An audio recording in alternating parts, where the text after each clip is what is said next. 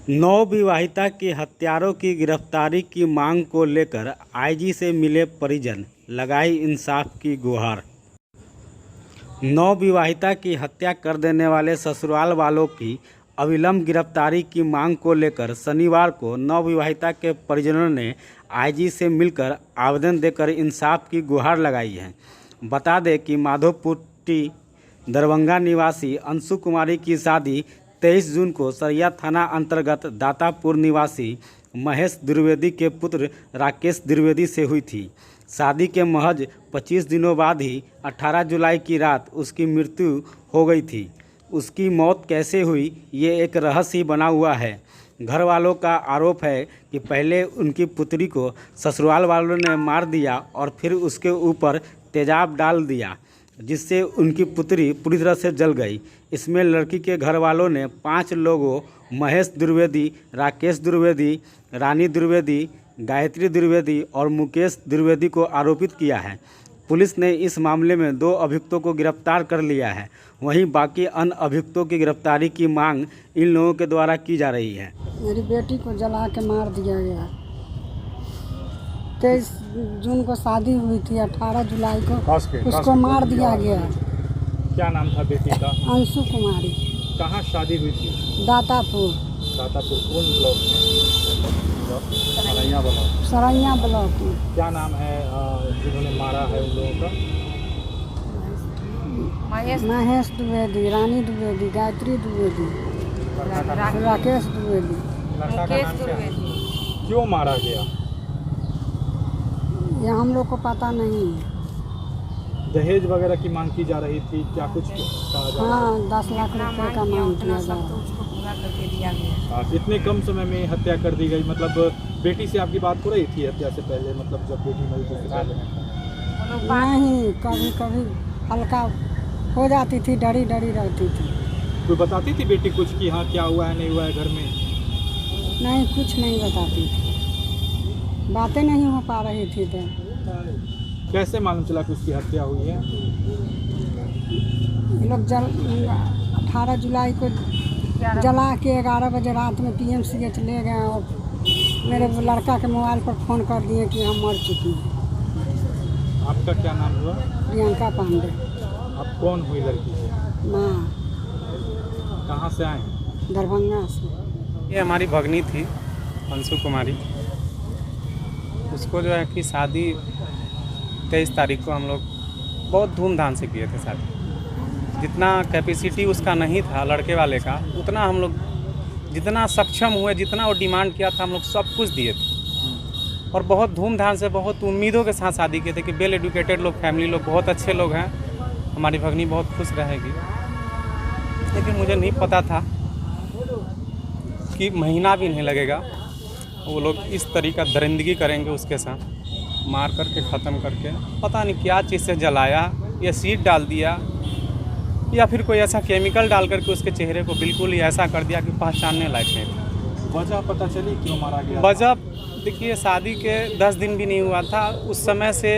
पहले दिन तो ससुराल से यहाँ से विदा हम लोग किए थे, तो उसके साथ भाई गया था, छोटा भाई। उस समय तक तो ठीक ठाक लग रहा था, लेकिन जैसे ही वो वहाँ से आया उसके बाद बिल्कुल विपरीत होने लगा। न उससे बात हो पा रही थी, कोई कांटेक्ट करने चाहे तो ऐसा लगता था कि कोई उसके सामने खड़ा है और प्रेशर दबाव में वो कुछ जो है कि अपना कुछ भी पूछते थे, कैसा है बाबू, कैसे हो, ठीक हो, नहीं बताते, सीधे बोलते हाँ हाँ सब ठीक है। 10 दिन के बाद जो है कि उससे बात होना ही बंद हो गया बिल्कुल। वो व्हाट्सएप पे कुछ मैसेज करती थी और एक चीज़ हमेशा कहती थी कि आप हम लोगों को बुला लीजिए हमको यहाँ से, क्योंकि यहाँ हमको अच्छा नहीं लग रहा है ना। इस तरह का कुछ चल रहा था।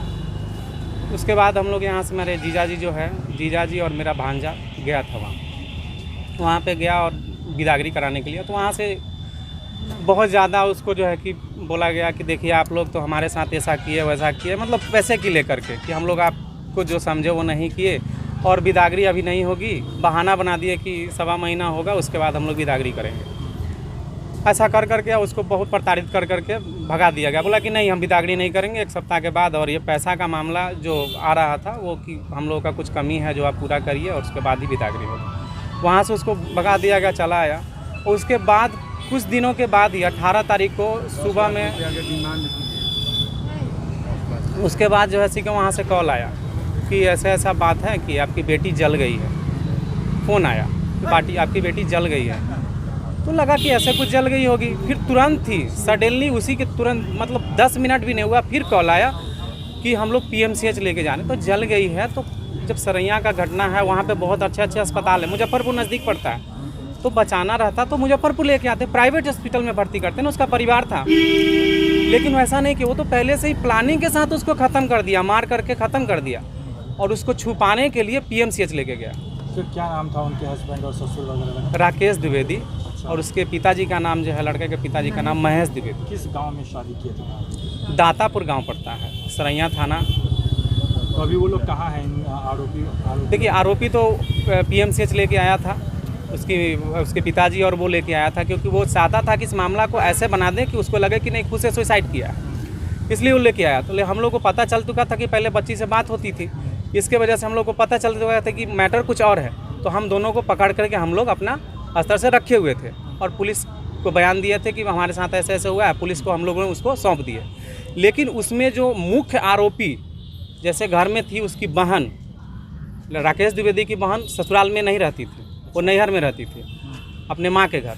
उसकी माँ और उसकी बहन इसमें सबसे ज़्यादा भूमिका निभाने वाली है, जिसको कि प्रशासन आज तक और अभी तक नहीं पकड़ पाई है। आप तो कौन हुए? हम उसके मामा हुए। क्या नाम है आपका? मेरा नाम चंदन कुमार।